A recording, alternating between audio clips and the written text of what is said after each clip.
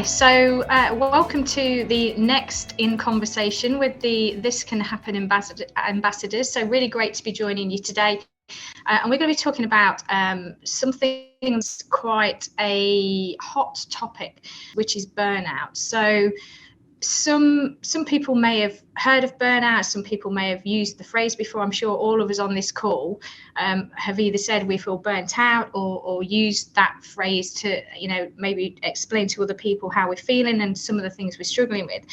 Before we get into the conversation, though, I think I wanted to just share with you the definition of what burnout is, because I think, sometimes we use it and we probably actually don't mean it in the context in which we're using it. So I'm just going to read something here which hopefully will help everybody to understand what the definition of burnout is. So it's a form of exhaustion caused generally by feeling swamped for long periods of time. It's a result of prolonged emotional, physical and mental stress. And I guess it can happen to any of us at any time. And I think when it does happen, you can experience feelings of feeling overwhelmed, and that's whether that's emotionally or physically. It can make us feel incredibly drained as well, and just unable to keep up with life's demands. So I think that's the definition of burnout when you look at some of the sort of insights and research on it.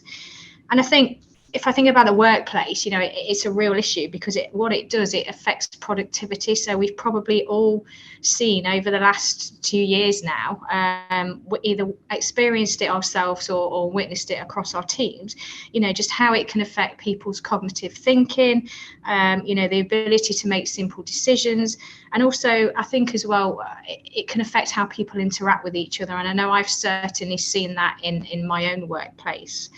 I think there are a number of causes, the major causes that are cited for burnout. I'm just going to read sort of a couple out before we get into the discussion around it. So, workload is one that is cited as one of the main reasons why people start to feel, exhausted and burnt out. Being treated unfairly, that's another one that can be cited as a cause. And also, and this is a really interesting one for me, just lack of support. So whether that's from the wider team or line managers or senior managers within the business. And I think that can result in a number of behavioural issues. So, we can see our teams isolating, not wanting to really interact, missing deadlines and just really feeling overwhelmed and that they can't cope with the demands that the workplace is asking of them. So I just thought it'd be useful to share that definition because I think, if you look at that, it certainly helps me understand what the true definition is. And I just wanted to kick off now and just sort of, open the floor to you guys to say, what have you maybe experienced yourself over the last 2 years, and what have you seen in your teams when we think about burnout in the workplace? So I don't know, Emily, are you happy to kick us off? Yeah, thanks. I mean, so the last 2 years, I think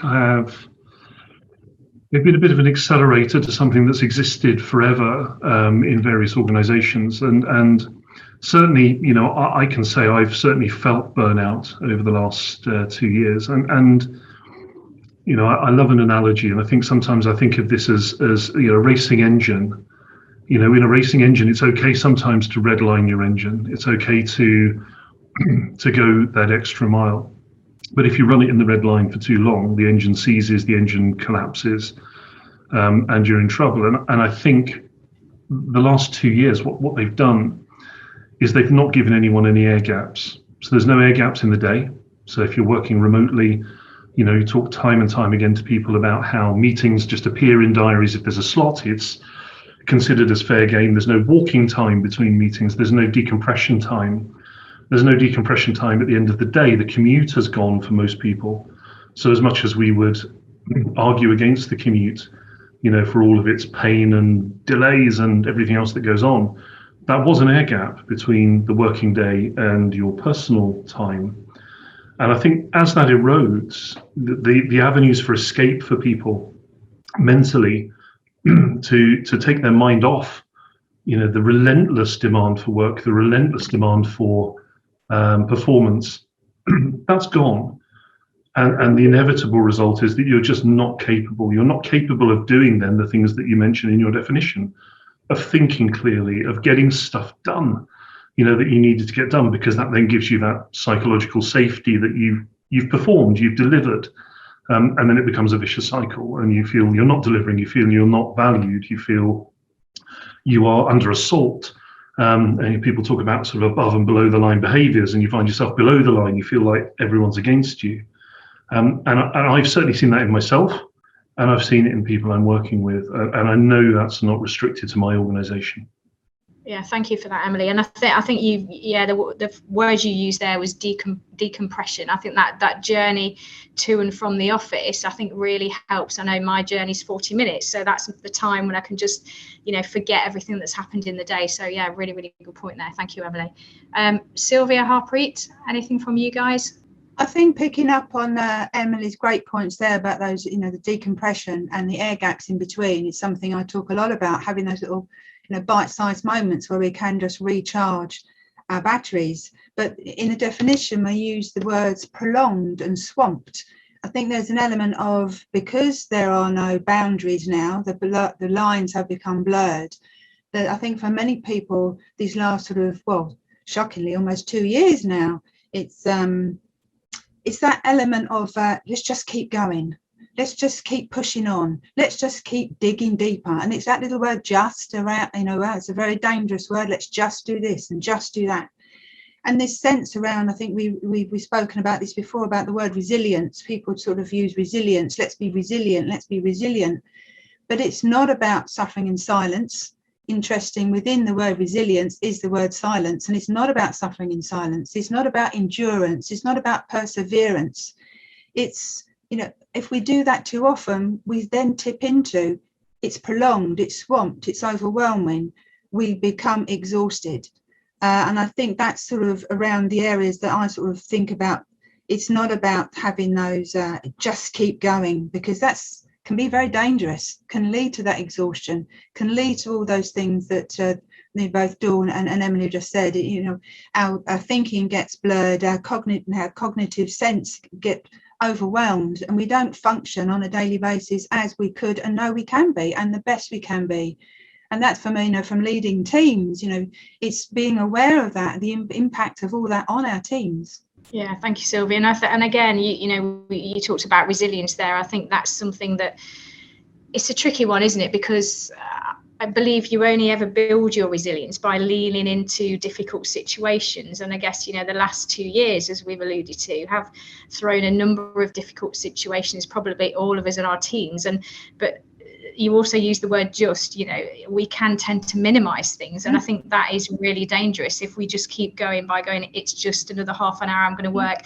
It's just the odd weekend. I think that's a real watch out, isn't it? And a gap you can fall down really easily. It's a dangerous thing that, because it can almost trivialize, as someone goes, can you just do that? It's almost like, can you just squeeze it in? But it adds and adds and builds and builds and builds.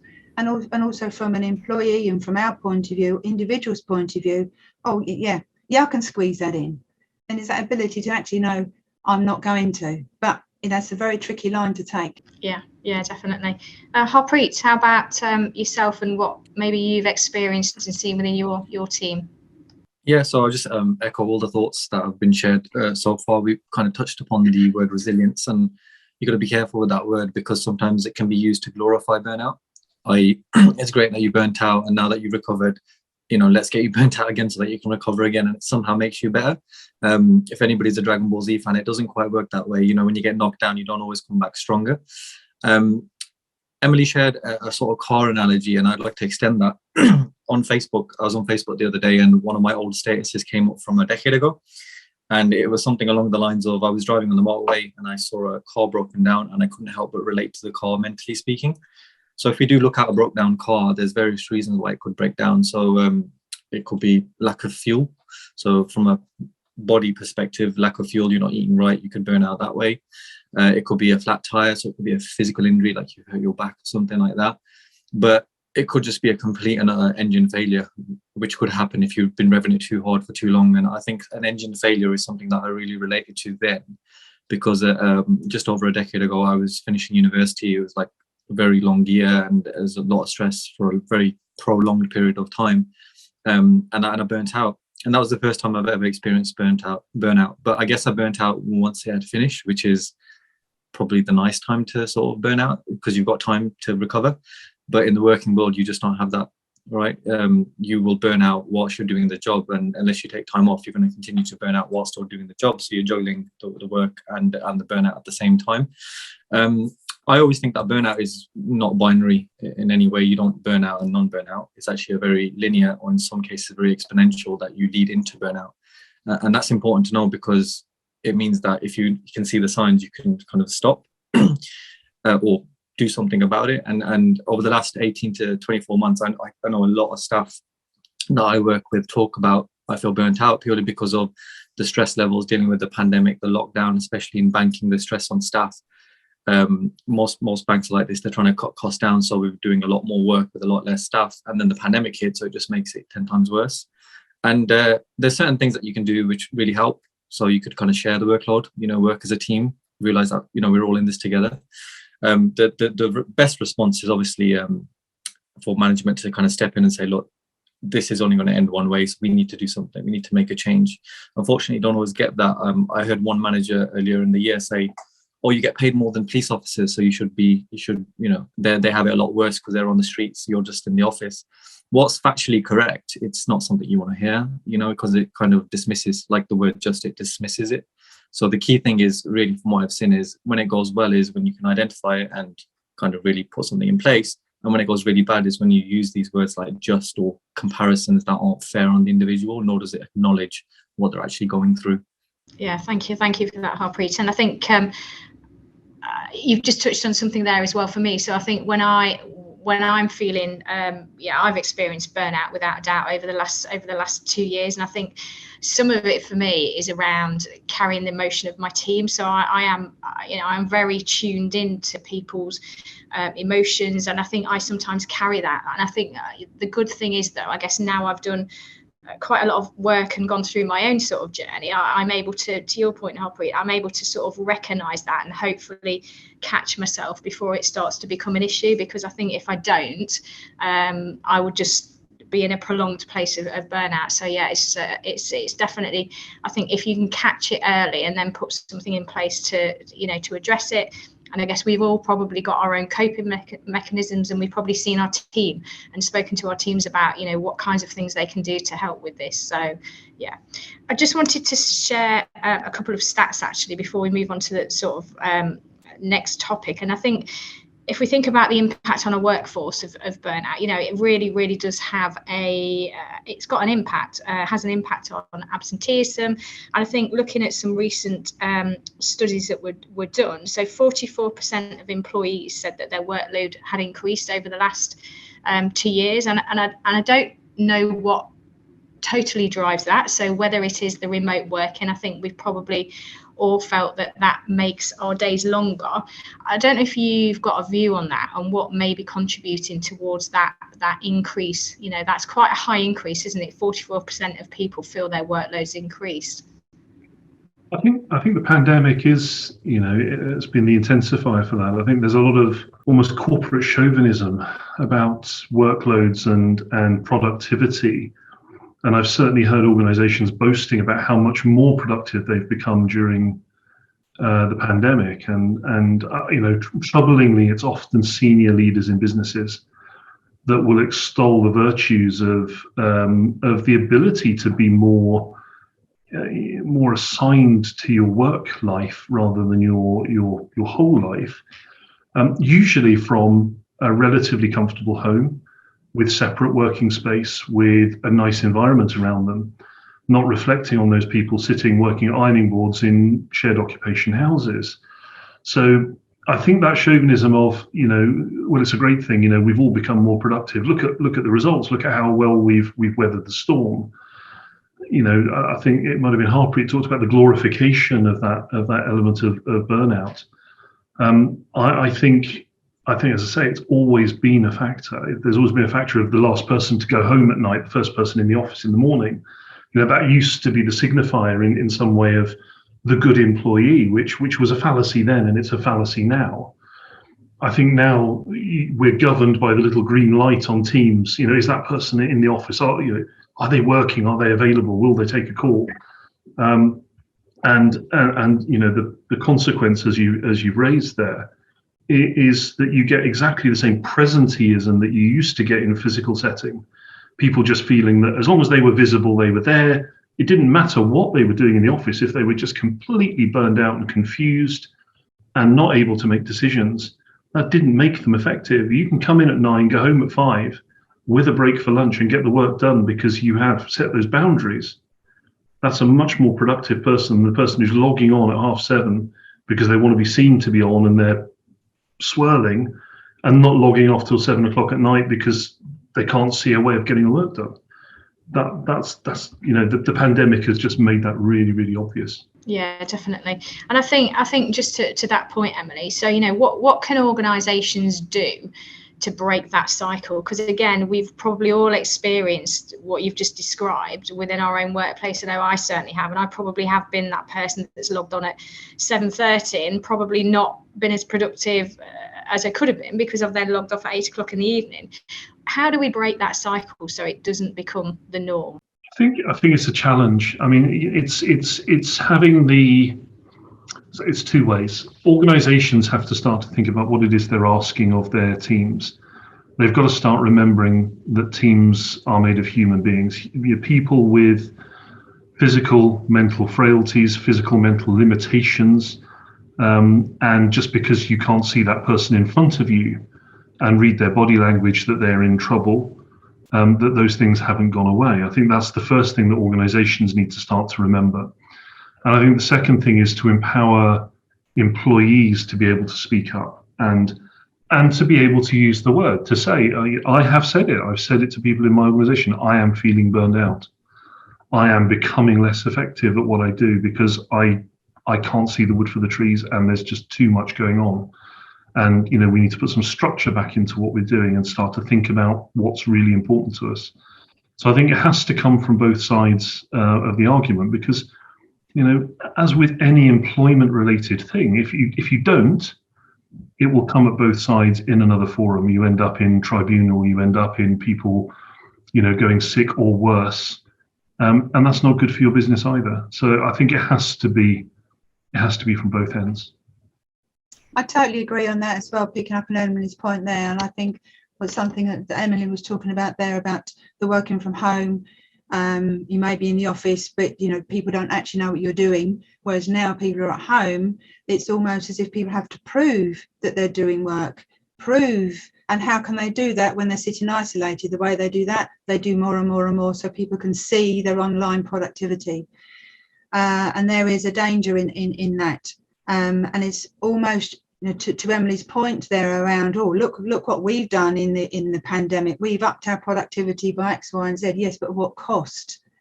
But that also then generates, dare I say, almost like a culture of fear in the employee. So they feel like we have to keep going. We have to be signing on. We have to be doing that. All those dangerous words, have to, got to, which put pressure on our own selves. But I also think that even though we might not be in the office, we might not be able to pick up the signs of our team, we can still raise our awareness, our sensory acuity to email tones, language, the tone. When we're in meetings, the tone of voice, we can still hear emotion in people's voices. We can read into the words and the language that are used in emails, people's well-being. And I think that's also a heightened something that I think we can all be more aware of. But I do think the bottom line is picking up on Emily's point there. It's around psychological safety. It's around creating workplaces and environments where people are okay to speak up. Because someone might thrive under pressure, someone else doesn't. Someone else's stress, maybe someone's pressure, and vice versa. And it's not to put what we think on someone else, it's what the other person is feeling, whether we understand it or not. It's understand and listening. When someone, if Emily said, came to me and said, I'm feeling burnout, it's not like, oh, just get on with it, police Marone in this. It's not, no, what is going on for Emily? Listening to what's going on and hearing what's going on and putting something in place to support that. And if I just pick up on a point you said earlier, Dawn, about lack of support, that's one of the things that for me, like you, as a leader, the go-to person for everyone. But where do go-to people go to? And there's that lack of support. And it's not always from above, it's from below. So as a leader, to go to your team as well, to say, look, I'm really struggling today. And then for the team to support each other. Yeah, no, I totally agree with that, Sylvia. Thank you. And Harpreet, is it any different in your sector? I guess the sort of sector you work within. A lot of similarities to what's already been said, but coming back to the stat that you shared, 44% of employees' workload has increased. I guess not surprised by that. Everyone in the department and the area that I worked in would all say, yeah, it wouldn't be half of them. It's one of those where it sort of has the workload increased because of necessity, because of circumstance. So with the pandemic, I can say that the workload for us definitely increased because of the situation that we were in. I was working in mortgages at the time, and because a lot of people were struggling to pay their mortgage, staff had to go there, which meant that we had to pick up their work and whatnot. But I guess it's the case of once you go through all that, there has to be a means to the end where, okay, let's get back to normal. And I feel that every time we talk about the new normal or going back to normal or hybrid working, it's all to do with office and work, but not to do with workload, which I find really sort of confusing, because we operated very successfully with a certain amount of workload for so long, and now you're really trying to increase that and keep it there when we know it's not sustainable. I think there's definitely a fine line between wanting to champion potential, get the best out of people, wanting to reduce inefficiencies, and just outright exploiting your workers, because it could be easily done, and it's not always conscious. I know that sort of managers, senior leaders, CEOs, they have the best intentions when it comes to their staff members, but I don't think they always see what's actually happening on the front line. So sometimes I did feel like I was being exploited because it was continuous with no means to an end. But at the same time, I did see that it was making me a better worker because I had more on. And, I guess for what I'm trying to say is that I don't always need more workload to become a better staff member, to develop my skills. I just don't need that. I need different variety of different challenges, not necessarily the same work with a lot of it. And I think, you asked the question about how do we break the cycle. And I think you've got to ask the question, if it's cyclical, if it's happening all the time across various different departments to many different people over many, many years, is it the system? Is it systemic? Because if it's systemic, then you need to go back to the drawing board and you need to put something in place from a senior leadership perspective and get that message across to everybody within the firm that you work in, the company that you work in. Because if you don't, then it's going to continue to happen. And I feel sometimes that when it comes to systemic things, we are happy to keep the cycle as long as we make sure that when they get into the really rough part of the cycle, they're not there too long. But it seems like there's an unwritten rule that, okay, we'll let them get there, just won't let them stay there too long, where it becomes financially unviable for us, and then they'll come back. But, if somebody needs to basically step in and put a stop to it.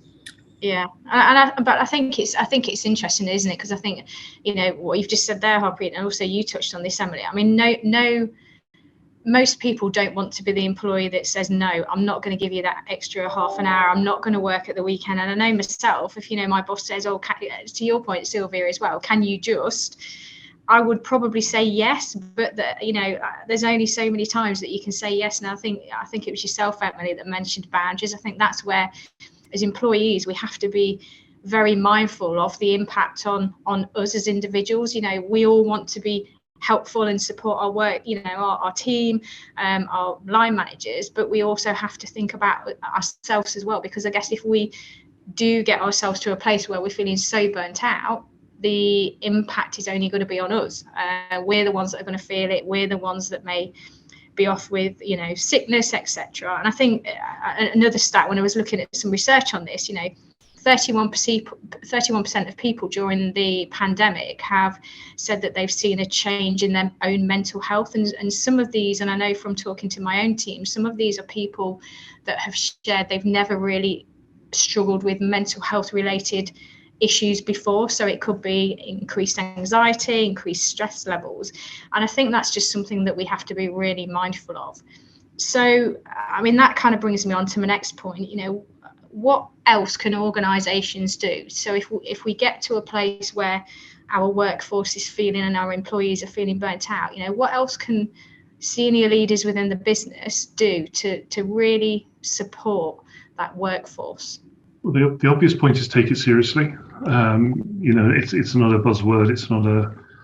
It's not a random concept, that has academic interest but isn't real. You've got to take it seriously first. And then it comes back to the sort of words and pictures matching up. Most organizations will talk about mental well-being, mental health. They'll invest in mental health first aiding. They'll invest in, schemes which say it's okay not to be okay, but they've got to follow that up with practical steps. That means when somebody says they're burned out, that you look at the root causes. Why are they burned out? Is there too much work coming their way? Is it you've reorganized the team and you've unbalanced things?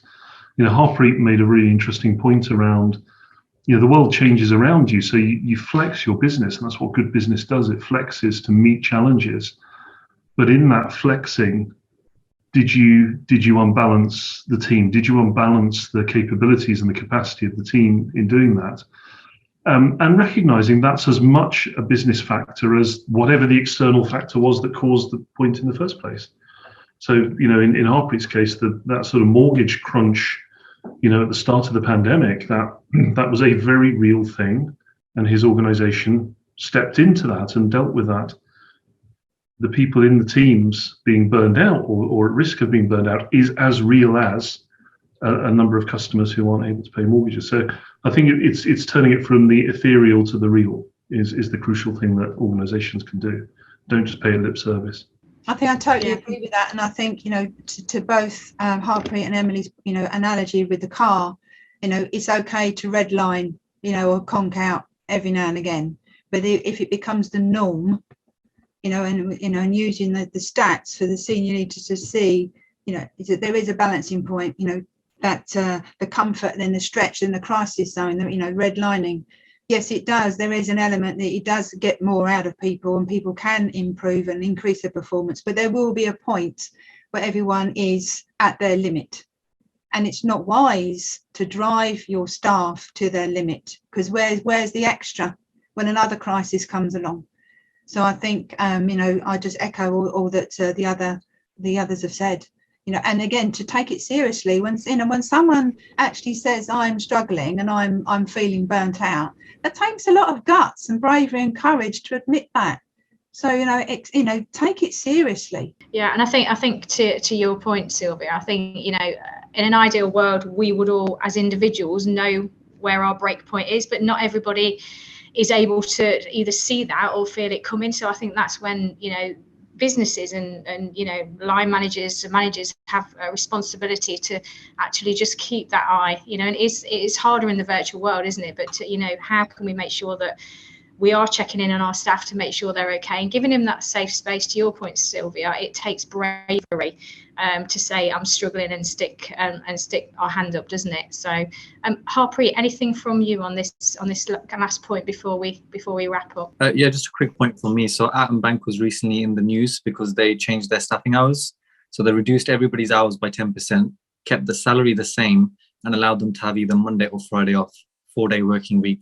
Now I know some people are a bit hesitant when we say 4-day working week, because there's this sort of, I think it's a national belief, isn't it? When people are struggling, if you give them something, they get spoiled or complacent, which isn't the case, because 4-day working weeks everywhere it's tested, it's trialed. So just be a little more brave in working patterns is what I would say, and make sure that it's fit for purpose so that it can help break the cycle of burnout.